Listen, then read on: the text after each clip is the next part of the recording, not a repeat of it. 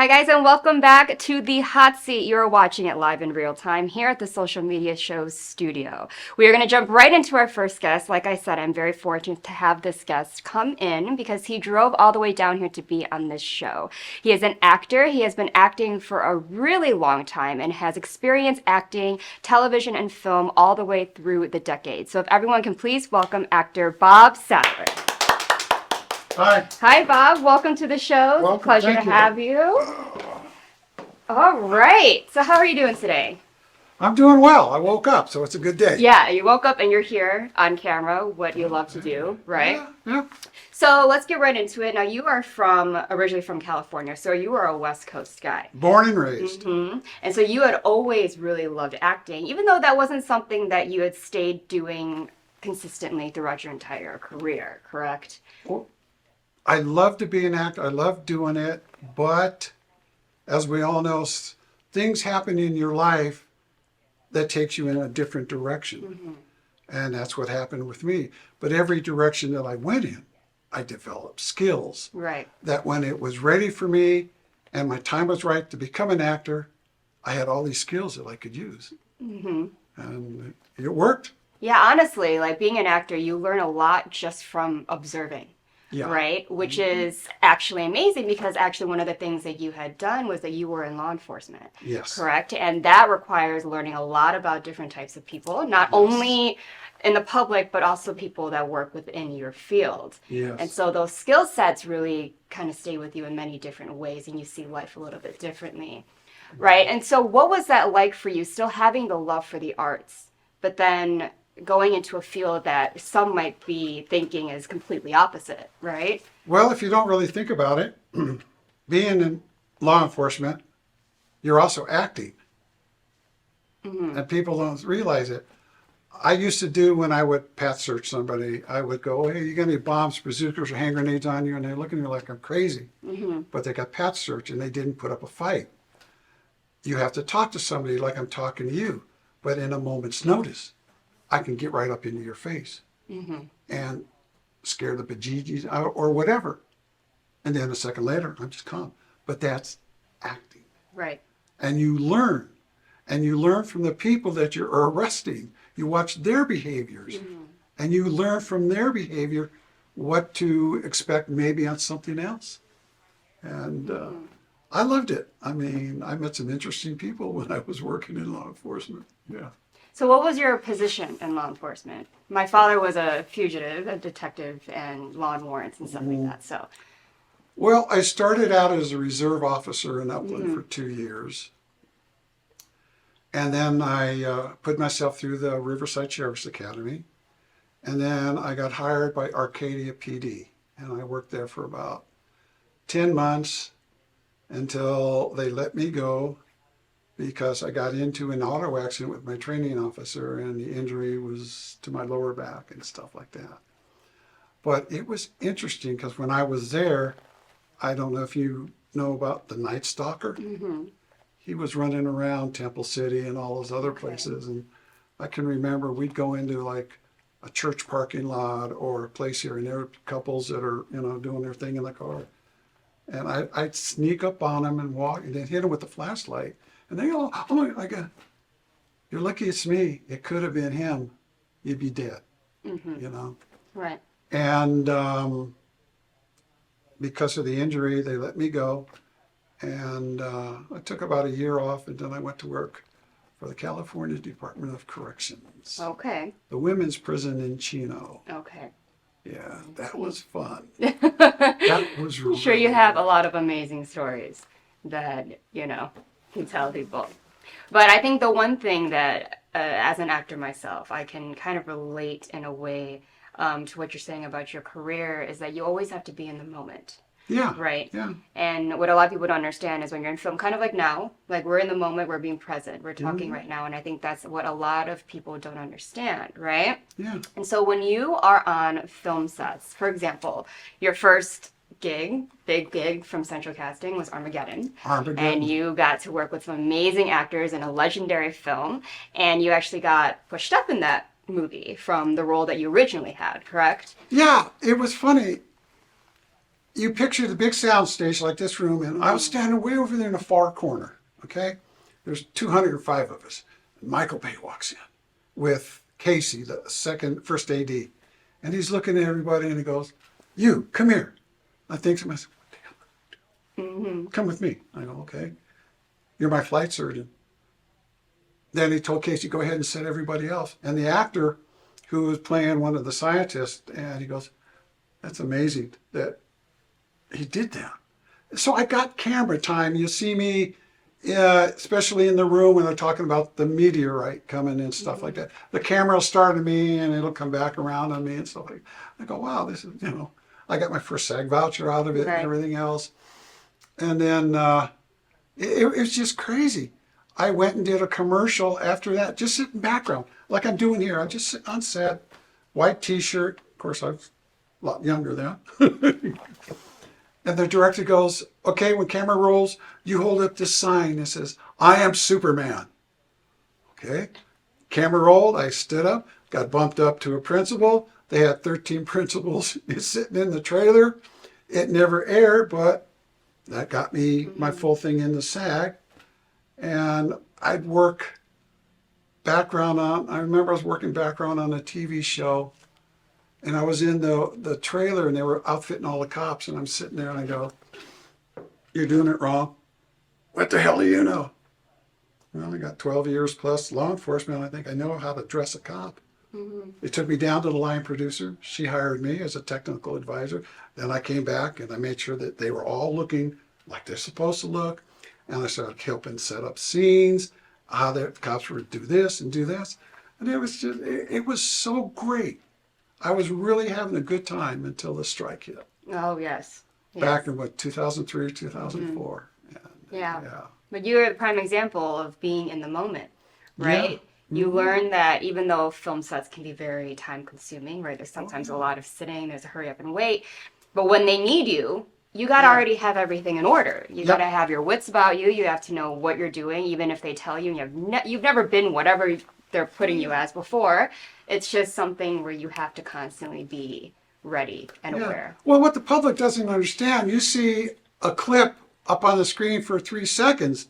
It may have taken them 3, 4, 5 days to film that one scene because they have to do all the reverse angles. They have to do everything with each actor and everything else. And they have to make sure it's all, the way it is. And then they put it into the final cut. Right. And or they may not even use it. Yeah. One whole day's work just kind of is in the digital verse somewhere deleted. Yeah. Right. Yeah.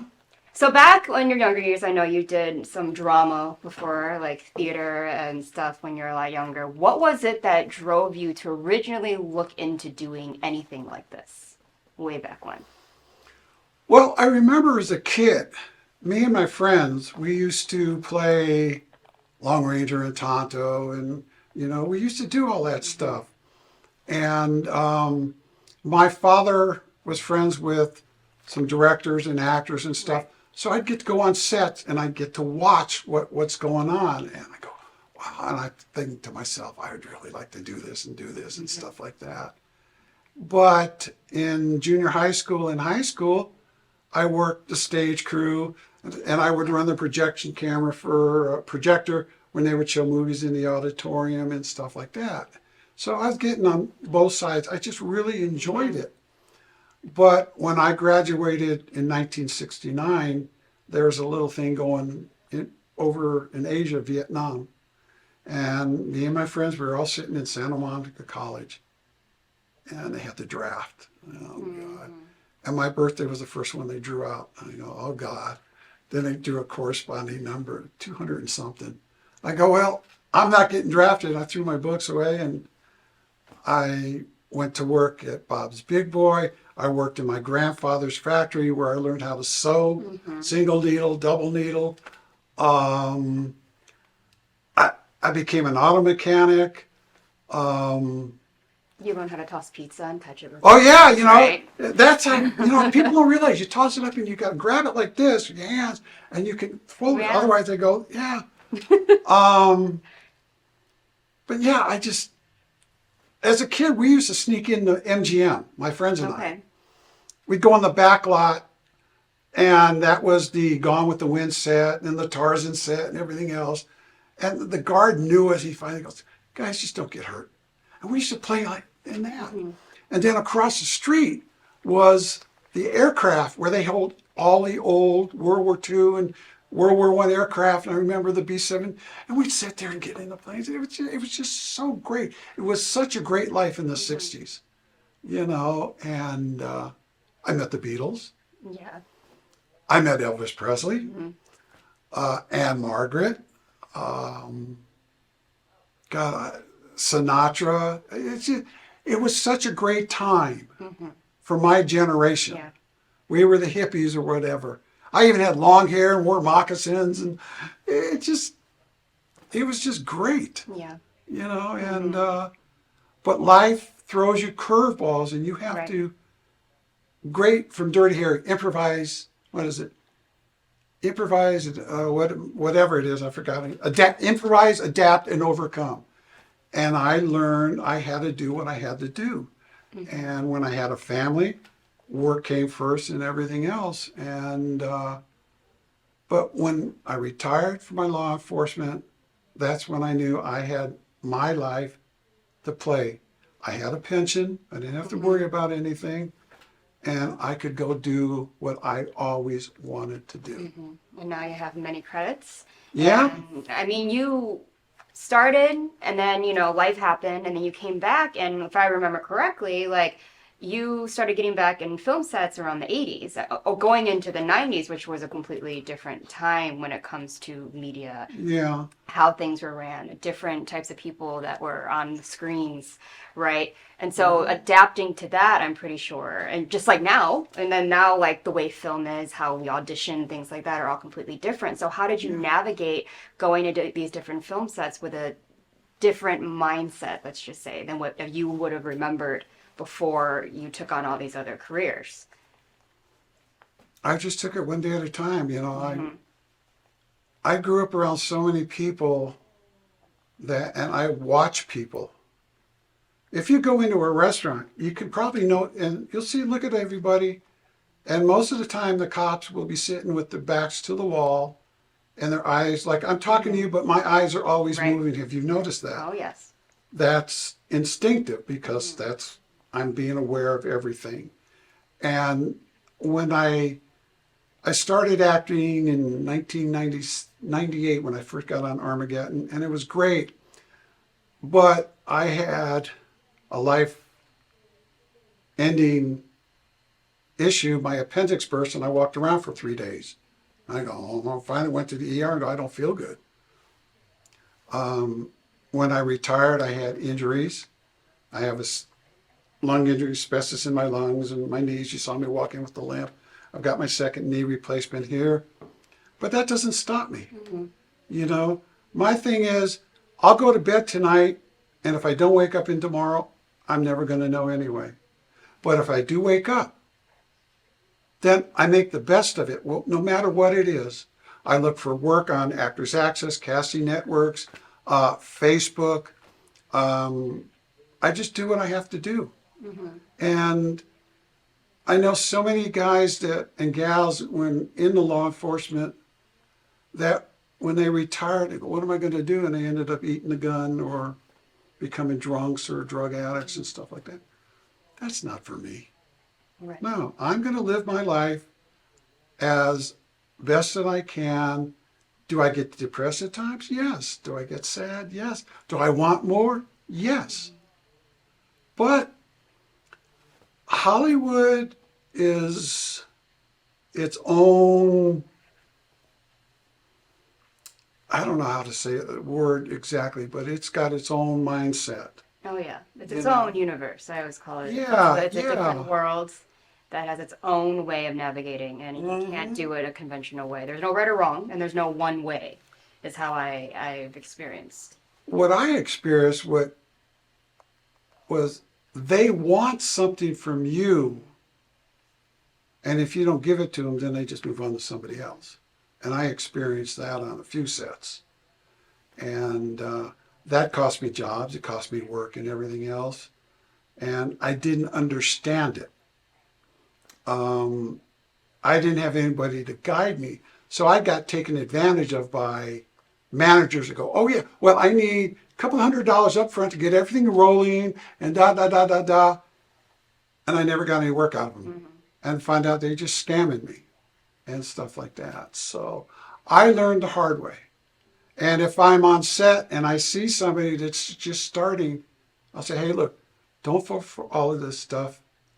You know, there used to be a bookstore in the Valley, San Fernando Valley, Samuel French. You could go in there and find all the books you want on acting. And they would tell you what you need to do, what were the scams, how to look out for stuff.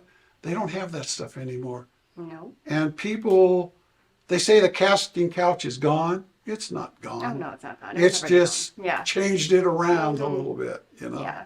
The way to fit the time period and the time frame with all Yeah, the media you know. right now. Yeah. If anything, I feel like now it's a lot easier to do a lot of the things that people would be doing in the industry that are not so positive. Now, so when you came back to acting, I know that you then started delving into more acting classes, reading the books and stuff. But the underlying question of all of this was, what is it about acting for you that brought you back? Why do you want to be an actor? I just love it. I just love being an actor and doing things. I can remember I was on a set, Crazy Beautiful, with Jay Hernandez and Kirsten Dunst. And I choreographed the traffic stop towards the end of the movie. And I told Jay, I go, Jay, I'm retired law enforcement. So don't do anything stupid because I'm going to instinctively react. He goes, okay, Bob, no problem. So we do the traffic stop. I got him out of the car. I pat searched him and I walked him around the front of the car. He was sitting on the curb and I was talking to him. And then Kirsten was doing her thing in the car. And Jay jumped up. I put him on the hood of the car. It was a 65 Ford Galaxy with the hood ornament. And I pulled my handcuffs and I handcuffed him. And I wasn't using prop cuffs. I was using real cuffs. And I walked over and I grabbed Kirsten. We pulled her out of the car, handcuffed her, and my partner walked her back to the car. And the director yells, cut. And I hear Jay go, Bob, can I move now? You're like, whoops. I'm so sorry, Jay, but yeah, it's just, God, one day I can be a cop, the next day I can be a cowboy. I did a Super Bowl spot this past Saturday. I was a grandfather. You know, it's so much fun that you can be anything you want to be at any given time, whatever they want you to be. And that's what I like about it. It's different every time. It's Yeah, it's different. in a way. It's stimulating. Yeah. Because if you don't stimulate the mind and your body, you're going to die. Oh, yeah, of course. You know, and I'm not ready for that. I want to be yeah, you around for shouldn't. another No one 20 or should. 30 years to torment Right. people. So what is your goal in regards to acting? I know you're doing a lot of law enforcement roles. You know, you're doing a lot of the same things, but is there something in you that wants to just delve into something completely different to challenge yourself as an actor? Yeah, well, you know what surprised me was on the set of Armageddon, I was talking to Jason Isaacs. He played the scientist. And we were talking about writing. He said, well, go write it. So I went home after that and I wrote like a 5-page, almost like a Twilight Zone thing, all handwritten. And I brought it back to him and he goes, hey, that's pretty good. So I registered it and stuff like that. And then I started getting work and everything else. And then I remember I was watching one of Clint Eastwood's Dirty Harry movies. And I sat down and I wrote a Dirty Harry movie, but I changed it all around. I took it like 20 years into the future, where he finds out that he has a son by a girl, a woman he was with, and all that other stuff. I never did anything with it. And then I guess when COVID hit, I sat down, I had this crazy idea, and I wrote a Western. And, but it's not your typical shoot 'em up, bang, bang. Yeah. There's no cussing in it. There's no sex. There's no real violence. I dealt with the Civil War and the racial issues. I dealt with the discrimination. I dealt with white man and the Comanche and the Indians, but I dealt with it in a respectable way where there's mutual respect. Yeah. And I'm hoping to sell it. I'm hoping to win the lotto. Then I can film it. Yeah. You know, that would be my ultimate goal. But for me, it's just life. I just want to enjoy life and be the best person that I can.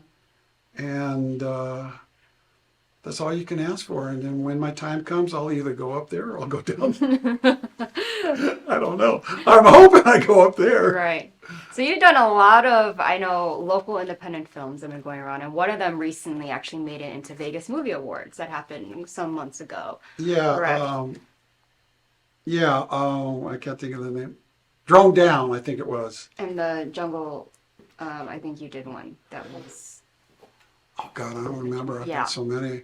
But I know Drone Down got into the festivals and things like that.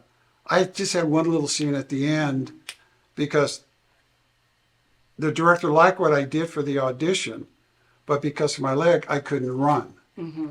And I suggested to him, well, hey, I'm being chased by Bigfoot. What if I just fall down? He goes, no, it's not going to work. So I just did a little scene at the end. I'm not looking for stardom. Okay. You know, I'm looking for just work. Hey, Yeah. I'm on set. Do what you want me to do. Da, da, da, da. Okay, you done? Thank you. Goodbye. Yeah. You just think- love working on sets, being I on just film love working, sets, the being on culture set, of working. the sets. Yeah, yeah. Yes. So how do you think the Las Vegas film industry is going right now? I know there's a lot of talks of, oh my God, this is going to happen, this is going to happen. And a lot of people that are doing what you do, and also people that do production, sit in the seat and they're like, I want to be the one and only production company here in Las Vegas, right? Everyone sees how film is moving differently. How do you see it? As someone with decades of experience and living in different decades and seeing how it's changed, how do you view Las Vegas within the film industry? Well, Las Vegas has always been the entertainment capital. Right. Going all the way back to when Bugsy Signal first started with the Flamingo. Yes, they've shot TV shows Las Vegas and they've shot movies here and stuff like that. I know when they did the Ocean's 11 movies here, they have hangars or warehouses over by the airport that they turned into sound stages and stuff like that. And I know that there are major celebrities now living here and who wanted to start a studio. But I'm never going to see it happen. They're never going to replace Hollywood, and they're never going to replace New York.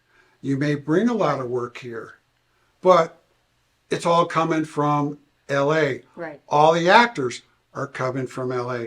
I got a breakdown yesterday, and I got it again today. They're looking for people and stuff like that. But it's a film that's shooting here, and most of it came from Hollywood and stuff like that. And they'll cast the one-liners or small roles, but for the most of the part, they don't do it. I don't see it really happening. I really don't. Yes, great, they got Formula One, and they got Super Bowl coming up in 3 Right. weeks. But that's like a separate entity. Yeah, that's totally right? separate. Yeah. But that's the type of entertainment that Las Vegas has always been known for. It's never been known for a film Yeah. capital, and I don't see it ever It's happening. money and tourism as well. Las Money Vegas and tourism, wants. exactly. But what's interesting about you, and I love your perspective, is that you're the only one that has sat here saying the opposite of what everyone's like. Oh my God, it's up and coming, and it could be right. I mean, I can't tell the future. However, I love that you bring a different perspective because that's real. This is what Las Vegas is, and in order for that to happen would mean people have to start believing in the talent here. And for some reason, I don't know what that is, it's very hard for big production companies and agencies and the roles that matter to look more towards Las Vegas than just a city that they might get that location cheaper, right? Yeah, and I did a music video 2-3 months ago for a major rap artist and stuff like that, and we shot it in one of the casinos. But the casino never shut down. It was always, it was going and stuff like that. But in order to build a major studio, you're talking $500 million for, at least 10, 12 sound stages and a back lot and all the equipment and everything else. And I don't see it here happening. Yes, there's a lot of talent here. You got the showgirls, the magicians, the singers, You've got actors that live here, named stars, and you got actors like me. You know, we're character actors in the other stuff. But I was coming back, I know I'm probably getting time here. I was coming back from LA where I was working, and there was a whole caravan of vehicles coming up there, film vehicles. And they were coming up to Vegas to shoot a film. They shot their film and then they all went back to LA. It would be great if it happened. I just don't see it. I just don't see them. You know, the entertainment here, the shows at the hotels are what people come want to see, you know, or the flight over to the Grand Canyon or something like that. Party scenes. Yeah, and the party, I mean, it's great. Now, I don't know how long you lived here, but I remember walking on Las Vegas Boulevard with my, you know, when it was safe, of course. But it was a different time then. And it was great. You look around and then, well, there's a Stardust, and you come back a week later. Where's the Stardust? De Blasio's there. You know, they keep tearing down and rebuilding, but it's still all about the hotels, the gaming, and the shows and the entertainment. Now they got that big sphere. And I heard today they were talking, well, who should they bring back next? There was Paul McCartney, there was Rod Stewart, there was a couple other people, you know, and that's great. But people are coming to see that. Or they'll go to see where Rod Stewart's playing, or they'll go see whoever's at the Desert Inn, or, well, the Sands doesn't exist anymore, but at the Hilton and stuff like that, you know. Even way back when Elvis was here. Everybody was coming up to see Elvis, you know, and stuff like that. And I mean, would it change? Would I love it to change? I would love to see it. But do I believe it will? I don't think so. So what would your key advice be, if you could sum it down to one sentence, to maintain in the film industry and be consistent? Believe in your abilities, believe in yourself, and never give up. And pursue your love for acting, whether it's film and television, if it's theater, you know, if it's comic, stand-up comic. Never give up your dream, because the moment you give up on your dream, you give up on life. And you know what happens after that. Exactly. Now, this final question I ask all of my guests, and it's always interesting because it kind of sums up who they are and why they do what they do and how they inspire others and what they contribute to their career. And this is there a philosophy that you live by? Do to others as you would have them do to you. Be kind to people. You know, where I live, and it's off the subject, I live up in Pahrump, and it's a lot of military retirees there. And it upsets me when I go into the markets or something like that, and I see an elderly vet trying to get something off the shelf, and people just walking by. And I go, can I help you? Sure. What did that take? 2 seconds out of my life?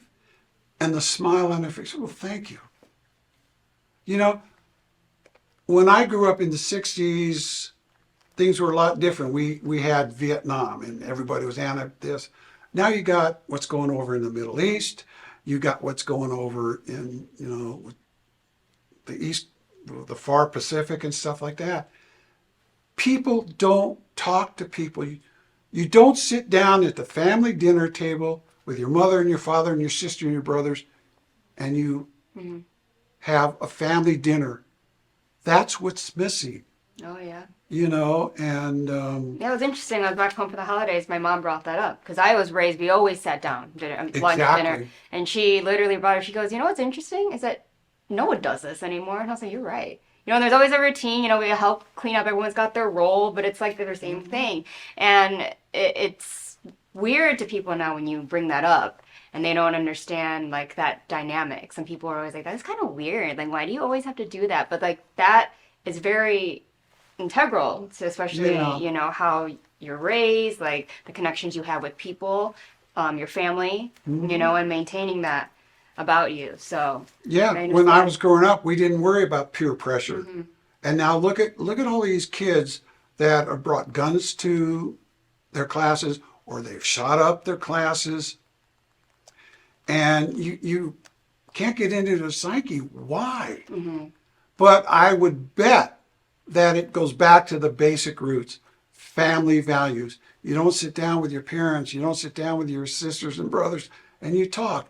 Well, you got to go here, you got to go here, you got to do, or with the phone. Yeah. Yeah. There's no values anymore. And then you have the news, which keeps pounding you with all this false stuff and these false lies and everything else. Yeah, you don't even know what's real anymore. You don't know what's real anymore. And it's all negative. It's all negative, and you can't live in negativity. You have to have something positive in your life. And for me, like I said, I woke up this morning, I called my neighbor and I go, so he's got a dog named Max. I go, so how'd Max like the 20-degree weather? He goes, oh, he didn't care, he was outside. But we talked, Yeah. And stuff like that. And people don't talk. I'm talking with you, and almost our entire conversation, we have eye contact. Yes. You go to other people and they just That's don't like very it. rare. I've realized very that. 'Cause I rare. always make eye contact, but I notice when makes people uncomfortable. It makes It's people like they don't uncomfortable. want to. I don't know. Maybe it's a different. I don't know. don't either. It's a but different thing. I was raised that you respect your elders. Right. You open the car door for a woman or something like that. You're polite. You have manners. I'm not saying you don't have your moments, because I've had plenty of my moments and stuff like that. But there's no mutual respect anymore for people. They just, oh my God, they don't care. The world's going to end tomorrow. I'm going to get everything I can today. And I have a theory about that. And then I'll let you go. And look at all these new species that they are finding in the jungles. They thought were extinct, and they're not. Mother Nature is telling us something, and we better heed her word, or it's goodbye, cancel Christmas. Goodbye, all of us. The dinosaurs might come back, But Oh my God, can you imagine that? you know what? I also had this conversation. I feel like everything's going to reverse and get back at us humans for, Well, we really have to, listen and care about others besides ourselves. They've been telling us, the science has been telling us for years. We've got to stop doing this or we're going to destroy the planet. And look what we've done to the planet. And me, I happen to like living here.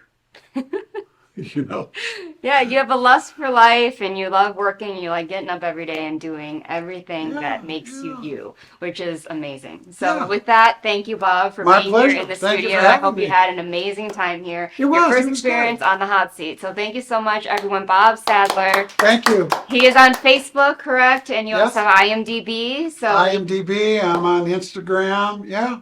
It was fun. I enjoyed it. So everyone, if you're looking for someone, especially if you want someone in law enforcement that can tell you right from wrong and be on the film set, he's going to be your guy. So everyone to reach out to him, and I really hope that you check out all of his work. That's going to be on there on IMDb. It's going to have all of those things. And if anything, you just reach out to him. He's a great guy. A great conversationalist, so he's going to have all of what you're looking for. So everyone, Bob Sattler, water of applause one more time. And make sure you guys don't go anywhere because we have one more guest, and I'm never done talking. See you then.